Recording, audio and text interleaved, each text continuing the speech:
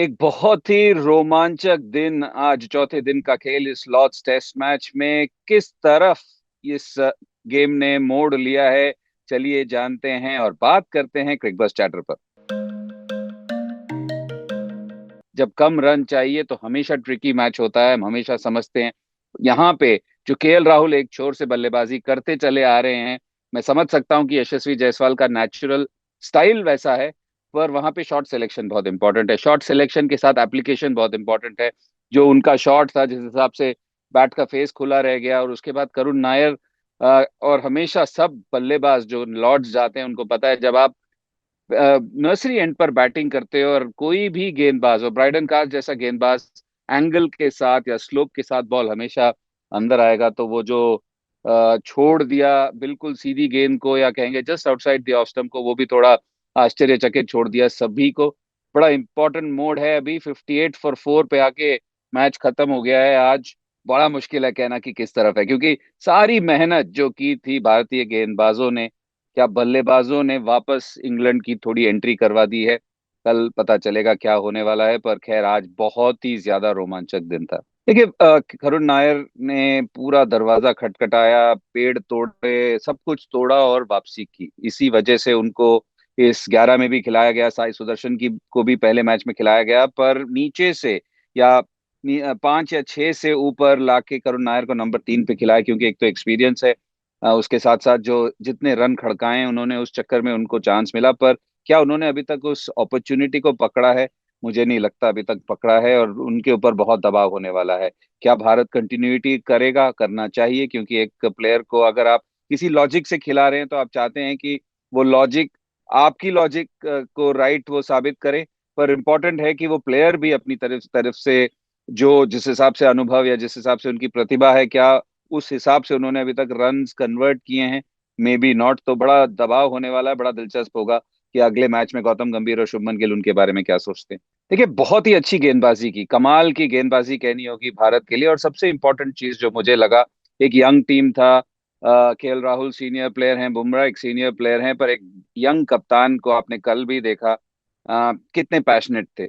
ऐसा नहीं था कि वो बैकवर्ड स्टेप ले रहे थे, आज भी वो दिखा। क्योंकि कल जो हुआ शाम को, आज मैच में दिखा कि कैसे पैशन के साथ, कैसे जुनून के साथ पूरी टीम खेली है। हर विकेट का जो सेलिब्रेशन था, कभी कभी कह सकते हैं कि ओवर द टॉप लोगों को लगेगा, पर एकजुट होके खेलना, फायर अप होके खेलना, ये चाहिए एक यंग टीम से, और वही किया। बेहद ब्रिलियंट गेंदबाजी कहनी होगी हर किसी से। बुमराह, मोहम्मद सिराज ने जिस हिसाब से गेंदबाजी की सुबह, उनसे तो आपको हमेशा 100% मिलता है। पर सबसे इंपॉर्टेंट चीज है कि जो सबसे आखिरी में जिनको लाया गया था, वॉशिंगटन सुंदर, क्या मैच टर्निंग होगा वो पता नहीं, पर एक डेफिनेटली एक टर्निंग पॉइंट था जिस हिसाब से उन्होंने गेंदबाजी की। किफायती कम ओवरों में 4 विकेट चलता किया। सबसे इंपॉर्टेंट चीज है कि जो रूट जो बिल्कुल ही जड़ जाते हैं या गड़ जाते हैं, उनको चलता किया। देन स्टोक्स को फिर से आउट किया। जेमी स्मिथ जो हमारे लिए बड़ा तगड़ा कांटा बने हुए हैं, उनको ब्रिलियंट गेंदबाजी से आउट किया। और सबसे इंपॉर्टेंट चीज है, अटैक किया स्टंप्स को। तो बहुत अच्छी गेंदबाजी कहनी होगी। देखिए, हम कल जब बात कर रहे थे ना परफॉर्मर ऑफ द डे, मेरे लिए तो आज बिल्कुल वॉशिंगटन सुंदर हैं। और मुझे जैसा लगा कि थोड़े अंडरबोल्ड थे स्पिनर्स। मैं पहले दिन से कहता आ रहा हूँ कि लॉर्ड्स एक ऐसा मैदान है जहाँ पे स्पिनर्स की यूटिलिटी हमेशा एक कप्तान को देखनी चाहिए, क्योंकि जो स्लोप है उसका बड़ा फायदा होता है, और आज करके दिखाया है। आप सोचिए, normally off spinners Pavilion and से डालते हैं, पर यहाँ पे वॉशिंगटन सुंदर ने नर्सरी एंड से डाला है, जिसका मतलब है जो स्लोप है, ऑफ स्पिन अंदर नहीं आएगा, तो उनको उनका जो लाइन होना चाहिए वो बहुत सटीक होना चाहिए। आप बहुत ज्यादा बाहर भी नहीं डाल सकते, और जो स्लोप का आप इस्तेमाल करना चाहते हैं वो बहुत ब्रिलियंटली उन्होंने किया। जिस हिसाब से वो गेंदबाज हैं उनके, मैंने आई थिंक कल या परसों भी कहा था कि अगर उनकी उनको अच्छे फील्ड्स मिले, उनका इस्तेमाल अच्छा हो, और सबसे इंपॉर्टेंट चीज है, अगर कप्तान को उन पे भरोसा हो, तो वो बहुत कारगर सिद्ध होंगे। बल्लेबाजी वो हमेशा देंगे, बहुत अच्छे फील्डर हैं, टीम प्लेयर हैं, यूटिलिटी क्रिकेटर है, और सबसे इंपॉर्टेंट बात है कि उनके हाथ में प्रतिभा है।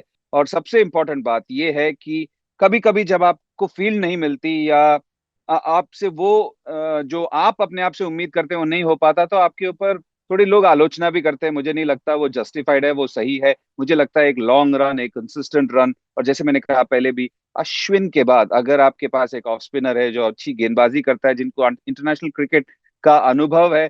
और आप देखिए, पिछले सीरीज जब हम घर पे खेले थे न्यूजीलैंड के खिलाफ, उन्होंने इतनी बढ़िया गेंदबाजी की थी पुणे में, जब बाकी लोग नहीं कर पाए। तो मुझे पूरा भरोसा है वॉशिंगटन सुंदर पर कि उनको जितना जितना चांस मिलेगा वो और अच्छा करते ही जाएंगे, और एक मेन स्टे बनने की उनकी पूरी प्रतिभा है, और पूरी, मैं कहता हूँ, टैलेंट है, हुनर है उनके पास भारत के लिए। कहते हैं ना कि इंग्लिश में एक कहावत है, अखिलीज हील। ये किसी के लिए कुछ ना कुछ एक कांटा बनता है या मुश्किल बनता है, और मुझे लगता है जो रूट के लिए वो स्वीप शॉट है। क्योंकि आप इतने टाइम से उनकी बल्लेबाजी देख लीजिए, अव्वल नंबर के बल्लेबाज, किसी भी कंडीशन में डाल दीजिए, स्पिन को बहुत अच्छा खेलते हैं। मैं अभी भी नहीं भूल सकता जो उन्होंने शतक लगाया था चेन्नई में स्पिनर्स के खिलाफ, अश्विन, रविंद्र जडेजा जैसे स्पिनर्स के खिलाफ। और क्या कमाल की बैटिंग की थी, इतना लेट खेलते हैं, इतना वक्त है, शॉट्स कितने सारे हैं, पर एक शॉट नहीं उनको ट्राई करना चाहिए। क्योंकि स्वीप पे कितने बार आउट हो चुके हैं, आई थिंक कब से, 2024 में अ, ही कितने बार आउट हो चुके हैं, और 101 ही रन बने उनके स्वीप शॉट से। और 6 बार आउट हो चुके हैं स्वीप शॉट में, वो भी राउंड द लेग भी आउट हो जाते हैं। तो ये स्वीप शॉट वो खेलते क्यों है, वो किसी को उनसे जाके पूछना पड़ेगा। और एक और चीज, बड़ी मजेदार एक पैसेज ऑफ प्ले था, जब आकाशदीप को ऊपर, कीपर को ऊपर रख के गेंदबाजी कर रहे थे आकाशदीप जैसे गेंदबाज, और हैरी ब्रूक वो लैप शॉट खेलने की कोशिश कर रहे थे, और वो भी वहीं पे जाके आउट हुए। तो कुछ कुछ शॉट्स, जी हाँ मैं समझ सकता हूँ बेसबॉल है, पर टेस्ट मैच क्रिकेट में जब वो नहीं चलता या वो कारगर सिद्ध नहीं होता, तो उसकी आलोचना भी होती है। पर जो रूट की अगर आप बात करें, तो उनका जो स्वीप के खिलाफ जो स्ट्रगल रहा है, एक्चुअली सरप्राइजिंग है कि वो खेलते क्यों है, और सेकेंडली उस पर बेहतर क्यों नहीं हो पाए for a player of his quality. देखिए, एक चीज जो मेरे लिए स्टैंड आउट किया, आप जब इस टूर पे आए तो आपके पास एक यंग टीम थी, टीम कह रहे थे ट्रांजिशन में है, एक यंग कप्तान है जिसने टेस्ट मैच में कभी पहले कप्तानी की नहीं। और वहां पे अगर मैं आज सोचूं बतौर ऑपोजिशन, तो जो कल के जो हालात है, या कल का जो इंसिडेंट था रात को मैच खत्म होने से पहले, जब 2 ओवर डलने थे और एक ही हुआ, और आप देख सकते हैं कितनी गर्मा गर्मी थी वहां पे, उस गर्मा गर्मी को ठंडा नहीं होने दिया भारत के प्लेयर्स ने।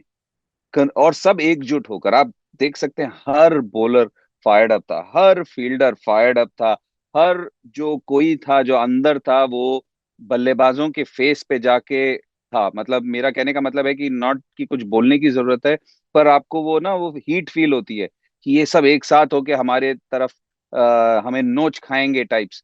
तो वो जो कर पाए, वो मेरे लिए बहुत अच्छा स्टैंड आउट किया, क्योंकि यंग टीम है, लॉर्ड्स में आप सोच सकते हैं कि लोग सोचेंगे कि अरे ये क्या कर रहे हैं, पर जो पैशन के साथ सभी खेले, वो बॉलर्स ने जो डिलीवर किया। और सबसे इंपॉर्टेंट बात है, जो भारतीय गेंदबाजों ने जितने फॉल शॉट्स इंड्यूस करवाए हैं, वो भी इंग्लैंड के बल्लेबाज जो यहीं पे बल्लेबाजी करते हैं, वो भी मेरे लिए बहुत स्टैंड आउट किया। तो एक तो जुनून के साथ खेले, एकजुट होकर खेले, और जो दूसरा, जो इतने सारे फॉल शॉट्स जो इंड्यूस कर पाए या फॉल शॉट्स करवा पाए इंग्लैंड के बल्लेबाजों से।